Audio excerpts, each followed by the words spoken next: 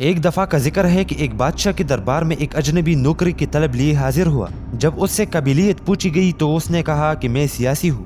عربی میں سیاسی افہام و تفہیم سے مسئلہ حل کرنے والے معاملہ فہم کو کہتے ہیں، لیکن بادشاہ کے پاس سیاست دانوں کی بھرمار تھی، لیکن پھر بھی اسے گھوڑوں کی استبل کا انچارج بنا لیا گیا، جس کا ملازم حال ہی میں فوت ہو چکا تھا، اور اس استبل میں بادشاہ کے خاص گھوڑوں کو رکھا گیا تھا جس کا بادشاہ اکثر پوچھا کرتا تھا۔ اس واقعے کو چند دن گزر گئے، بادشاہ نے اس سے اپنے سب سے خاص اور مہنگے گھوڑے کے متعلق پوچھا تو اس نے جواب میں کہا کہ آپ کا گھوڑا نسلی نہیں ہے۔ یہ سن کر بادشاہ کو تعجب ہوا تو اس نے جنگل سے سائنس کو بلا کر دریافت کیا تو اس نے جواب میں کہا کہ یہ گھوڑا نسلی ہے، لیکن اس کی پیدائش پر اس گھوڑے کی ماں مر گئی تھی، تو یہ ایک گائے کا دودھ پی کر پلا ہوا ہے۔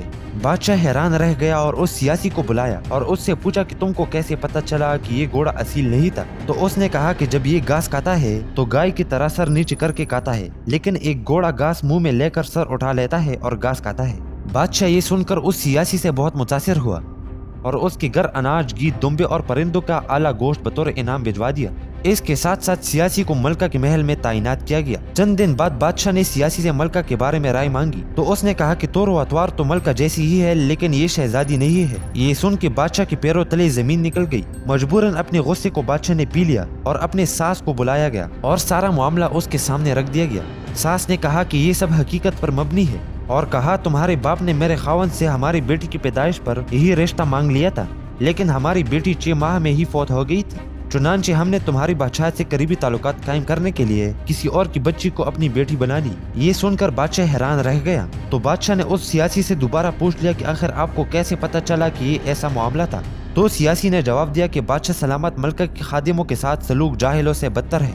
بادشاہ یہ سن کر اس سیاسی سے انتہائی متاثر ہوا اور بطور انعام بہت سارا اناج، بیڑ بکریاں دی گئی اور ساتھ میں ہی اپنے دربار میں ڈیوٹی پر لگا دیا گیا۔ کچھ وقت گزرنے کے بعد اس سیاسی کو پھر بلایا گیا اور اپنے بارے میں دریافت کیا گیا۔ اس سیاسی نے کہا کہ بادشاہ سلامت اگر میں کچھ کہوں تو میرے جان کو تو خطرہ نہیں ہوگا؟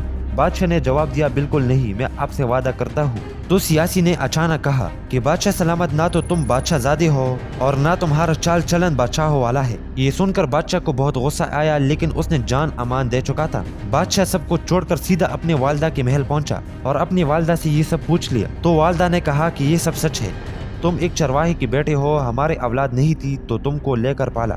بادشاہ نے دوبارہ سیاسی کو بلا کر پوچھا بتا تجھے کیسے علم ہوا؟ اس نے کہا جب ایک بادشاہ کسی کو انعام و کرام سے نوازتے ہیں تو وہ انعام ہیروں، موتیوں اور جواہرات کی شکل میں دیتے ہیں، لیکن آپ بیڑ بکریاں، کھانے پینے کی چیزیں عنایت کرتے ہیں۔ یہ اسلوب ایک بادشاہ زادی کی نہیں ہوتی، کسی چرواہے کے بیٹے کا ہی ہو سکتا ہے۔ یہ سن کر بادشاہ حیران رہ گیا۔ تو دوستو عادتیں نسلوں کا پتہ دیتی ہے۔ عادات، اخلاق اور طرز عمل خون اور نسل دونوں کی پہچان کرا دیتی ہے۔ تو دوستو اگر ویڈیو اچھی لگی ہو تو کائنڈلی لائک، فالو، سبسکرائب کریں ایسی ہی اچھی ویڈیوز دیکھنے کے لیے۔